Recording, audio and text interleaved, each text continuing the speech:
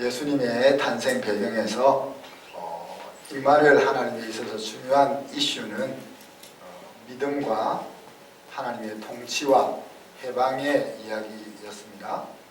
죄와 연약함에서 자유케 되고 또 믿음을 행하며 하나님의 다스림이 내 인생 모든 영역에서 이루어지는 그런 일들이 일어나는 것이 임마누엘 하나님의 의도였다 하는 것들을 생각해 보면서 특별히 우리 한순 모든 가족들이 가난한 마음을 유지함으로써 그 하나님의 은혜와 복을 누릴 수 있기를 주님의 이름으로 축복합니다. 하나님이 함께 하신다는 것은 하나님이 연약한 우리를 이제 돌아보신다는 것이죠. 앞으로 6주 동안 하나님이 돌아보시면 어떤 일이 일어나는지에 대하여 나누어 보기를 원합니다. 이때 이제 우리가 기억해야 할 것은 성경의 사건 속에서 일하시는 그 하나님은 지금 우리의 삶의 현장에서도 동일하게 일하신다는 사실, 그것을 믿는 믿음입니다. 신앙생활을 하다 보면 우리가 신앙의 공식들이 있지 않습니까? 하나님의 뜻대로 구하면 들으신다. 또 하나님이 기뻐하는 길을 걸어갈 때 하나님께서 형통케 하신다. 여러 공식들이 있는데 그 예상되는 공식을 벗어나는 일이 내 삶 가운데 일어났을 때라도 그 속에 어떤 숨은 뜻이 있을까 하고 물어보는 태도가 우리에게 또한 필요하다. 하나님은 사랑이시고 내 인생을 향하여 항상 선이시라 하는 그 명제를 벗어나지 않아야 한다 하는 이야기입니다. 성경의 나레이티브들은 삶의 이야기들입니다. 실생활에서 오늘날도 저와 여러분의 실생활에서 언제라도 일어나는 이야기입니다.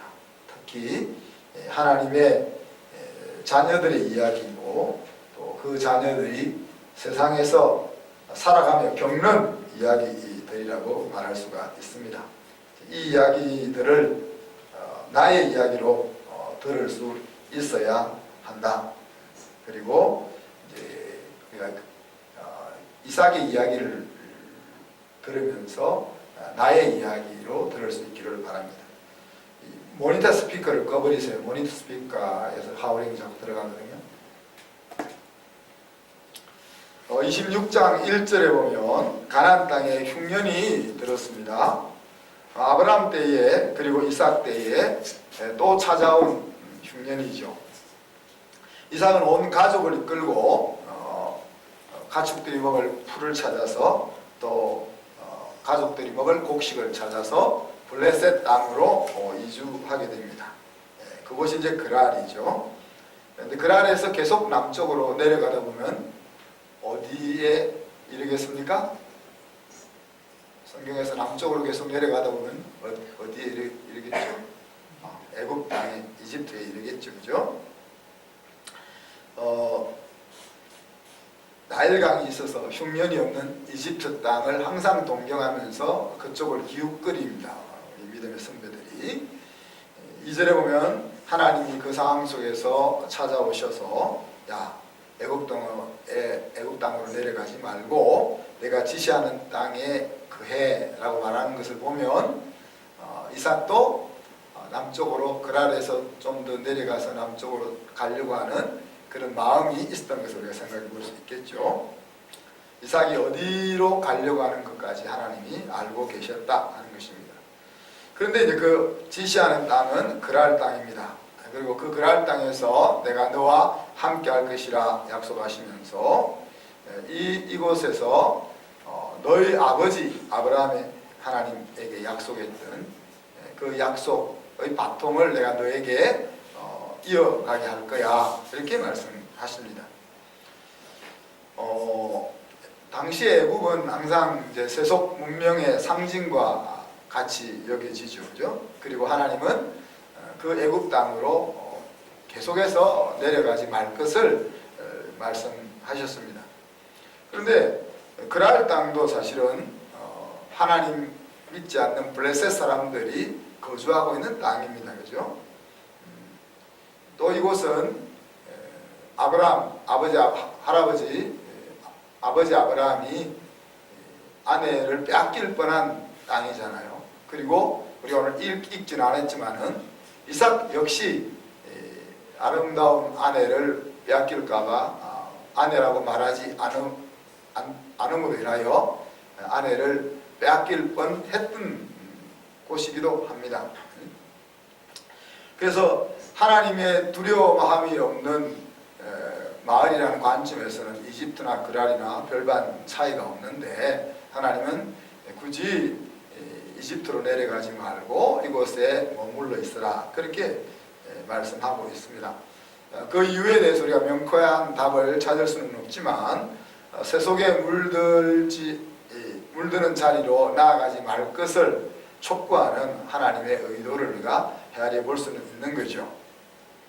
자, 그런데 아버지 아브라함의 시대에 흉년이 찾아왔다 그랬는데, 그 흉년이 아들 이삭의 때 또 가나안 땅에 찾아왔다 그랬습니다. 자, 이런 어려움이 찾아오게 되면 자동적으로 사람이 취하는 행동의 패턴이 있죠. 그 어려움을 피해서 어려움이 없는 곳으로 가고자 하는 것입니다. 그래서 아브라함도 생각 없이 그랄 땅을 지나 애굽으로 가려고 했고, 오늘 이삭도 흉년을 피해서 그랄 땅으로 남쪽으로 이동하려고 했던 것을 보게 되는 겁니다. 그런 어려움을 만나면 하나님을 두려워하는 곳인지 아닌지 생각할 여유도 없이 눈에 보이는 해결책을 찾는 것이 인간의 모습이다, 그렇게 말할 수 있겠죠. 그런데 하나님은 하나님이 없는 애굽 땅으로 내려가지 말 것을 명령하시는데, 이러한 하나님의 의도를 이렇게 마음으로 받기 위해서는 사실 믿음이 사용되어야 되는 시점이라, 그렇게 이제 말할 수가 있겠습니다. 자, 아브라함이나 이삭이나 믿음으로 이야기하자면 토를 달 것이 없는 그런 사람들 아닙니까? 그럼에도 불구하고 가족들이 다 이사를 가야만 하는 그런 흉년이 찾아왔다 하는 사건 속에서 우리가 하나님이 함께 하시는 인생이라도 시련과 어려움이 찾아온다 하는 사실을 우리가 다시 한번 생각을 하게 됩니다. 우리 인생의 전 과정을 바라본다면 이와 같은 어려움은 인생의 이야기를 엮어가는 과정이라고 볼 수 있겠지만, 그러나 그 어려움을 만나는 순간은 시련이고 위기고 고통이라 하는 이야기를 우리가 할 수 있겠죠. 그죠? 그래서 욥은 이와 같은 상황을 만났을 때에 이를 악물고 믿음을 사용했습니다. 감정을 거부하고 사실을 붙잡았다 하는 이야기죠. 하나님은 사랑이시고 하나님은 자기 자녀를 향하여 항상 선이라는 그 팩트를 붙잡기 위해서 이를 악물고 믿음을 사용했다는 것입니다. 이제 저희 집 이야기를 항상 제가 잘 합니다. 다른 집 이야기를 하기는 좀 그러니까. 저희 아버님이 이제 망해서 완전 아무것도 없는 상황이 되었을 때 제가 이 세상에 태어났습니다. 우리 이제 우리 아버님의 매형 때문에 망했고, 그 다음에 친구 때문에 망했고, 또 심지어는 이제 목사님 때문에 망했고, 또 세상을 잘 알지 못하는 아버지 자신 때문에 망했고, 이렇게 여러 첩첩이 망해서 이제 아무것도 더 이상 가질 것 없는 자리까지 망했을 때 제가 태어났으니까 제가 얼마나 힘들었겠습니까? 그런데 그와 같은 상황이 사실 저로 하여금 강한 의지를 가지고 성장하게 만들었다라고 이제 저는 돌아보는 거죠. 제가 지난번에 한번 이야기했지만 제가 겁이 많다고 했죠. 제가 겁이 많다 그러니까 사람들이 이제 일부 예배 때 막 웃으시더라고요. 근데 제가 겁이 많은 것을 누구를 보면 알 수 있는가 하면 우리 막내 다영이를 보면 알 수 있는 거예요. 이제 저는 이 겁 많은 것을 중학교 때 뛰어넘었고, 우리 막내는 대학생이 돼 있는 아직도 뛰어넘지 못하고 있는 거죠. 그런 이제 제 자신이 강한 의지를 가지고 살아갈 수 있는 사람으로 변화된 것에는 그 어릴 때 기댈 곳이 아무것도 없는 그런 삶의 환경이 크게 작용했다라고 이제 생각을 하는 거죠. 그리고 아버님도 이제 나이가 드셔서 믿음의 자리로 다시 돌아오시고 제 모교회인 수영로교회가 지금 저렇게 크게 부흥할 수 있는 깃털을 닦는 일에 일익을 감당하시고 하나님 품 안으로 돌아가셨습니다. 저희 어머니로 치자면 이제 첫째 아들을 의사의 오진으로 인해서 잃어버렸습니다. 그러니까 뇌막염이 왔는데 아이가 성질이 사나워서 계속 짜증내고 운다는 식으로 이제 의사가 그렇게 진단을 내린 거죠. 그렇게 해서 치료 시기를 놓치고 다른 병원에 찾아갔을 때에는 이미 이제 살아날 수 없는 그런 시점을 맞이해서 죽은 거죠. 그리고 이제 우리 제 바로 위에 또 누님이 태어나면서 제가 어떻게 죽은 것은 자세히 알지 못하지만 죽었거든요. 그리고 나서 제가 태어난 겁니다. 우리 어머님 같은 경우는 이렇게 지금 94신데 옛날 사람이잖아요. 옛날 사람인데 우리 어머니 시대는 보통 7, 8, 9명 자녀를 놓던 시대입니다. 그런데 그 시대에 우리 어머님은 딱 둘만 놓기를 원하는 사람이거든요. 그래서 우리 집사람이 이제 우리 큰딸, 둘째 딸까지 태어났을 때, 야, 이제 됐다, 힘드니까 그만 나, 그렇게 말씀하셨단 말이에요. 그러니 만약에 우리 큰형이나 우리 누나가 안 죽었으면 저는 이 세상에 안 태어난 거죠. 그러니까 한순교회도 없는 거고, CSI에서도 없는 거고, 저와 여러분 이렇게 만날 일도 없는 겁니다. 그러니까 이 우리의 인생을 이렇게 펼쳐놓고 우리의 인생 전부를 뚝 보면은 그 힘들었던 순간순간들이 한 인생을 만들어 나가는 과정이라고 이해가 될 수 있지만은 막상 그 시점에서는 정말 그것이 감당하기 벅찬 힘듭니다 하는 이야기죠. 욥은 욥기 1장에서 어떻게 이야기합니까? 아들, 딸을 다 잃고 모든 재산을 잃어버렸을 때에 주신 자도 여호와시오 취하신 자도 여호와시오니 여호와의 이름이 찬송을 받으실지니이다. 그렇게 고백했습니다. 우리는 이 욥의 고백을 액자로 만들어 붙이기도 하고 또 이렇게 믿음의 고백으로 이렇게 덤덤하게 말하지만은 사실 욥이 이 고백을 할 때는 아마 이를 부들부들 악물고 이 고백을 했다라고 저는 생각이 됩니다. 왜냐하면 그 뒤에 이어 나오는 말씀이 뭐예요? 이렇게 욥이 입술로 범죄하지 않았다. 그런 표현을 썼습니다. 그러면 그 말은 마음속 여기까지 사실 하나님에 대한 원망과 원망이 가득 찼었지만 그것을 밖으로 드러내지 않고 믿음으로 다스렸다 하는 것을 우리가 생각해 볼 수 있는 거죠. 욥기 2장에서도 욥은 이렇게 고백합니다. 우리가 하나님께 복을 받았은즉 재앙도 받지 아니하겠느냐. 자, 욥이 이제 온몸에 종기가 나서 죽기보다 힘든 시간을 맞이하게 됩니다. 그때 지혜로운 아내가 옆에서 어떻게 이야기하죠? 이제 아내들이 많이 있는데 그렇게 하시면 안 됩니다. 근데 욥을 얼마나 사랑했으면 또 그렇게 이야기했을지 우리가 이해는 할 수 있지만 그 아내가 어떻게 이야기하죠? 야, 당신 믿는 하나님이 도대체 어디 있냐? 하나님을 욕하고 죽어라. 이렇게 좋게 표현하는 게 돼져라. 뭐 이렇게 이야기했겠죠, 그죠? 당신 하나님을 찾고 난리를 쳤는데 하나님이 어디 있냐? 그 하나님 욕하고 그냥 죽어. 얼마나 속이 터졌으면 그렇게 이야기했겠습니까마는 여러분 그러시면 안 됩니다. 자, 그때 욥이 어떻게 했다고요?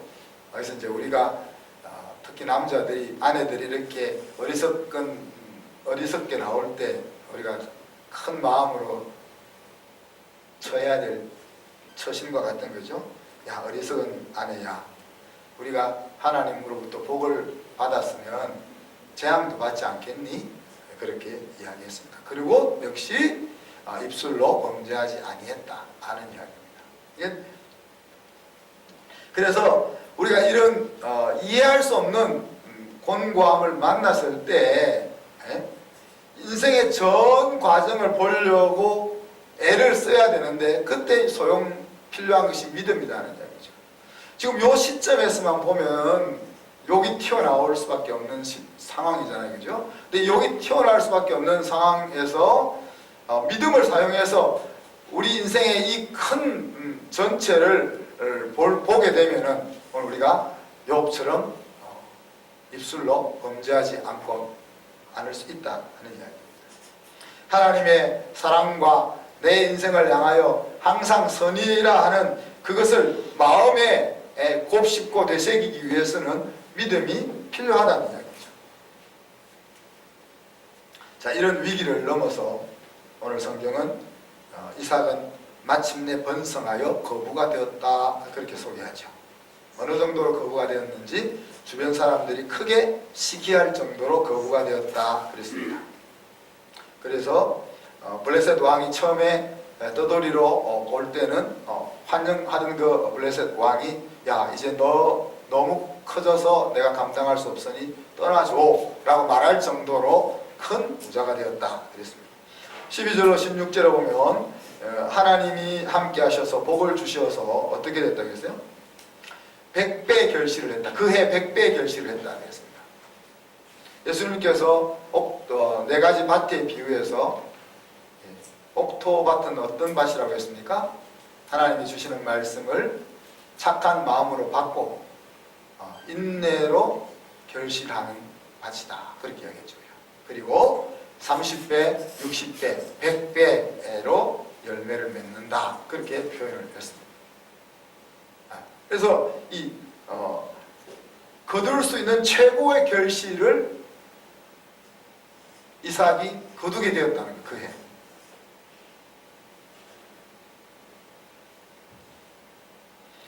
한 해 이제 100배 결실해가지고 거부가 된 것이 아니고 오늘 성경은 마침내 창성하여 거부가 되었다 그랬습니다. 양과 소가 많고 헤아릴 수 없이 많고 그 양과 소를 가족들이 다 돌볼 수 없어서 하인들을 들여서 보살피게 할 정도로 큰 부자가 되었다 그랬습니다.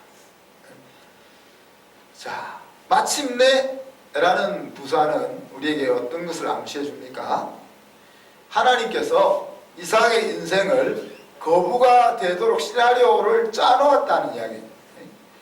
거부가 되도록 시나리오를 짜놓았는데 이제 시간이 되어서 그때가 되어가지고 마침내 그 시나리오대로 이루어졌다 이런 이야기입니다. 하나님의 자녀의 인생이라는 것은 합력하여 선이라고 바울이 이야기하죠. 그죠? 하나님의 시나리오 속에 우리의 인생은 승리하도록 쓰여져 있다 하는 이야기. 그 과정 가운데 어떤 일을 겪을지는 모르겠지만은 결국은 승리하는 인생이라 하는 이야기입니다. 심지어 의인에게는 고난이 많으나 그런 표현도 사용하고 있습니다. 안 믿는 사람보다 더 어려움을 많이 겪는다 그런 이야기죠.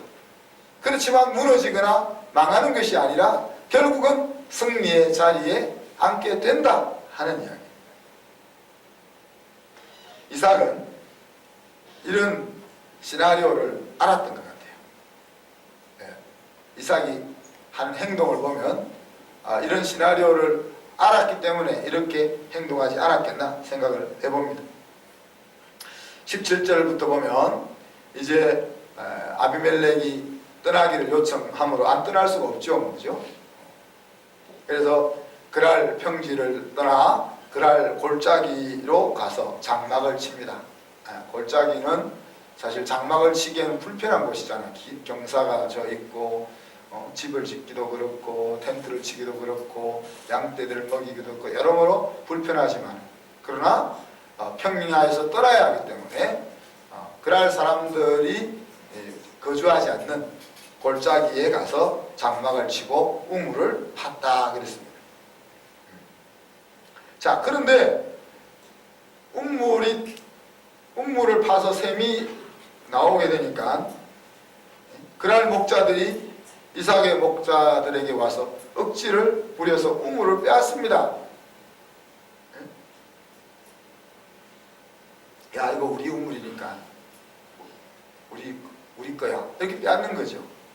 자, 그때 이삭은 그 우물의 이름을 뭐라고 붙이죠? 에색이라 붙였다 그랬습니다. 에색의 뜻은 다툼의 우물이다. 이 우물 때문에 다툼이 일어났으니까 그래, 너 가져라.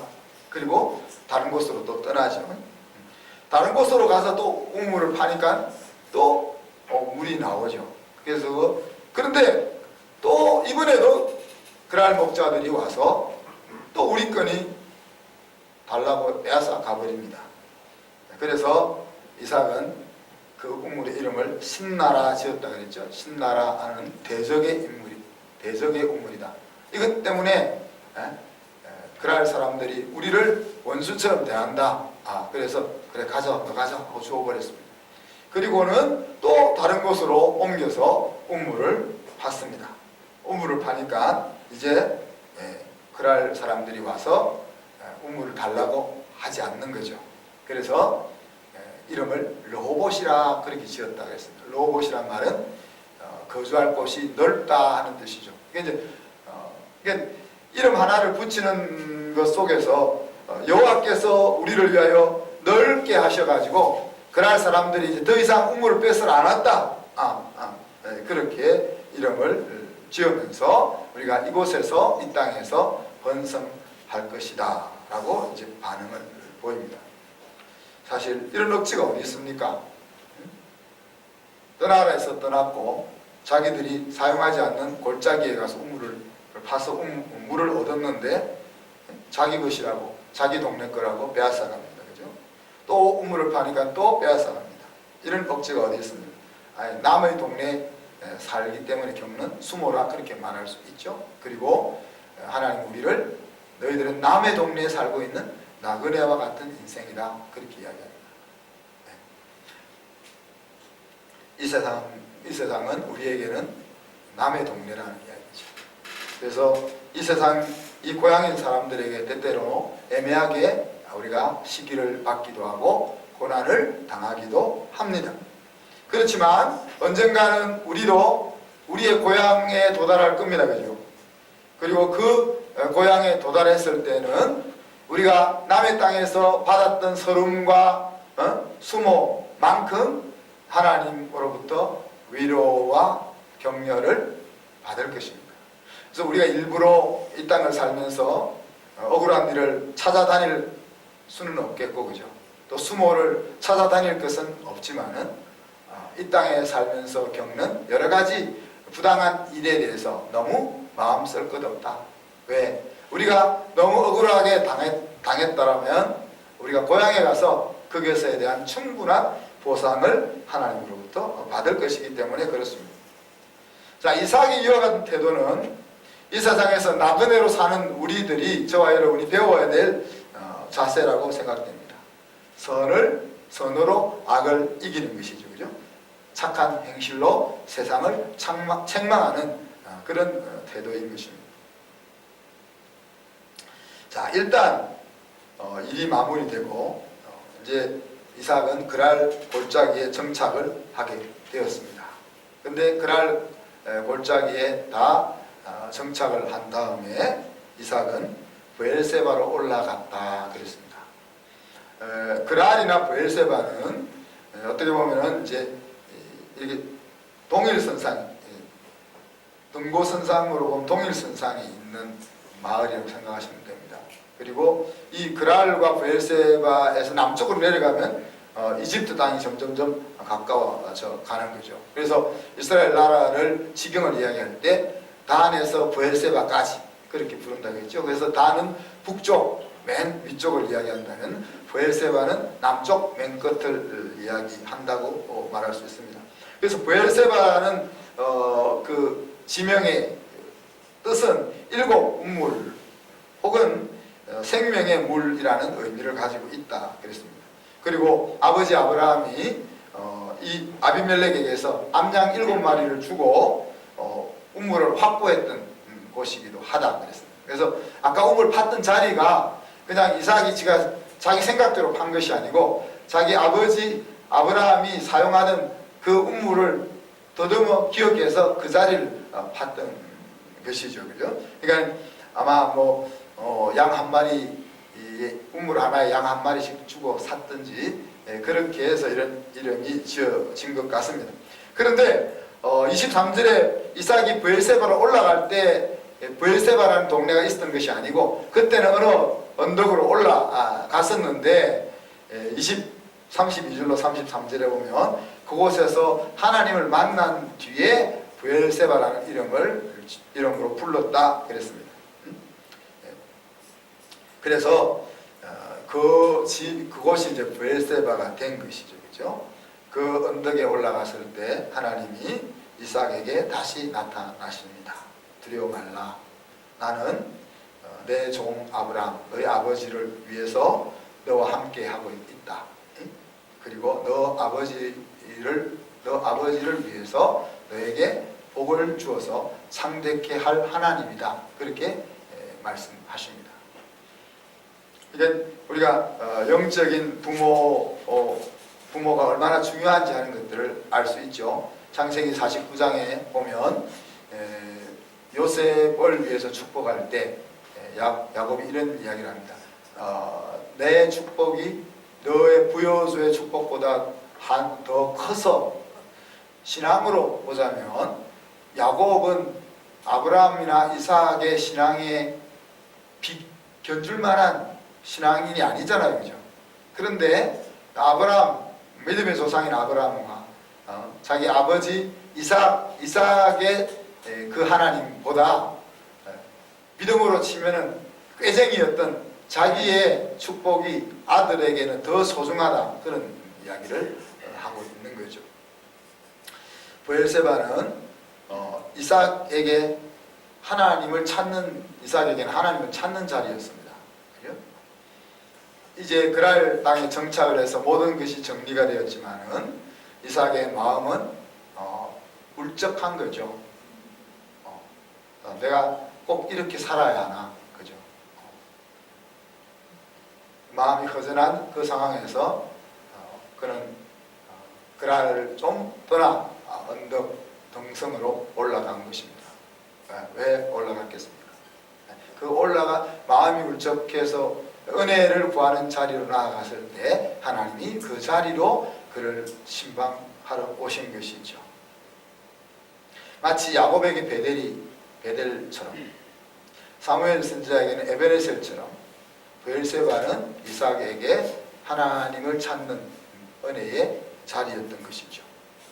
그리고 브엘세바는 가나안 땅의 마지막 경계지역, 그러니까 세상과 약속의 땅을 구분짓는 경계의 땅이었습니다. 그래서 이삭이 믿음을 사용해야 되는 보루와 같은 곳이 브엘세바인 것이죠. 그곳에서 하나님을 만난 이삭은 단을 샀고 하나님의 이름을 부르며 장막을 치고 종들은 우물을 파면서 브엘세바에서 정착을 했습니다. 결국 브엘세바에서 하나님과 함께 하는 삶을 회복하고 흉년으로 인해서 삶의 터전을 옮기면서 겪었던 모든 위기를 넘어서 안정된 삶을 찾은 것입니다. 자, 이야기는 여기서 끝나지 않고 아비멜렉이 다시 이삭을 찾아오면서 끝납니다. 아비멜렉이 찾아와서 이삭에게 동맹을 맺기를 청하는 거죠. 얼마 전에 이삭이 너무 번성하다고 함께 할 수 없다고 동네에서 쫓아버렸던 블레셋 왕이 이제는 가만히 그들을 지켜보다가 동맹을 맺자고 찾아온 것입니다. 이삭을 쫓아보낸 다음에 아비멜렉은 어떤 일이 일어나는지를 눈여겨 지켜보고 있었던 것이죠. 그래서 28절에 보면 이렇게 이야기합니다. 야, 하나님이 너와 함께하는 것을 내가 분명히 보았어. 그렇게 이야기하죠. 그리고 29절에 보면 너는 분명히 하나님의 복을 받은 자, 너는 분명히 하나님의 복을 받은 자야. 이렇게 이야기합니다. 하나님이 함께하고 하나님으로부터 복을 받는 자라면 내가 너랑 척을 지고 살아서는 안 되겠지. 그러니 나는 너와 동맹을 맺어야 되겠다. 이렇게 나온 것이죠. 그죠? 자, 오늘 이 말씀 속에서 세상 사람들로 하여금 하나님이 우리와 함께 하는 것을 우리가 보여야 된다 하는 것을 우리가 생각해 보게 됩니다. 그죠? 안 믿는 사람들이 우리를 보면서 야, 쟤들은 하나님으로부터 복을 받은 사람이야 라는 것이 느껴지게 해야 된다는 거죠. 시기와 질투를 넘어서서 저 사람들하고는 잘 지내야 되겠어 라는 마음을 먹도록 우리가 살아야 한다는 이야기입니다. 그리고 그 곤고함의 자리를 지나가면서 은혜의 자리를 찾았던 이삭처럼 우리의 심령의 곤고함을 만났을 때 우리도 은혜의 자리를 나아가야 할 것입니다. 또 브엘세바를 벗어나지 않고 그곳에서 가정을 세우고 이끌었던 것처럼 세상과 하나님 나라 경거에서 그 선을 넘지 않기 위해서 우리는 믿음을 상해야 할 것입니다. 그리고 하나님의 신방을 받음으로써 우리의 인생의 큰 그 눈앞에 다가와 있는 그 장면만 보지 아니하고 인생 전체를 향한 하나님의 시나리오를 볼 수 있는 우리가 되어야 할 것입니다. 성경 나레이티브 이야기들은 수천 년 전의 이야기로 끝나는 것이 아니고 오늘날 저와 여러분의 이야기라고 할 수 있습니다. 성경 속에 나타나셔서 함께 하셨던 그 하나님은 오늘날 우리의 삶의 현장 속에서도 찾아오시고 함께 하시는 분입니다. 그리고 이삭과 그랄에서 함께 하셨던 그 하나님은 오늘 우리의 그랄에서도 찾아오셔서 함께 하실 것입니다. 특별히 우리가 하나님을 믿는 가운데서도 흉년과 같은 위기와 어려움을 만났을 때 우리가 인생의 큰 그림을 보면서 믿음으로 함께 하시는 하나님과 함께 승리하는 저와 여러분이 되기를 주님의 이름으로 축복합니다. 이 시간 말씀 생각하면서 우리 1, 2분 동안 기도합니다. 우리 인생 살아가는 사건과 상황 속에서 하나님을 상기하며 믿음으로 행동할 수 있도록 함께 기도하겠습니다.